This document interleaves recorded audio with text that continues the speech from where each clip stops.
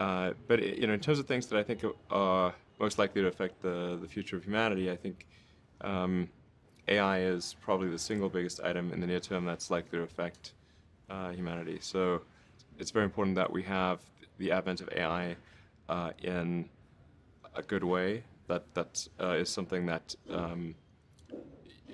if you could look into the crystal ball and see the future, you would like that outcome, um, because it is something that could go wrong, as we've talked about many times, and so we really need to make sure it goes right.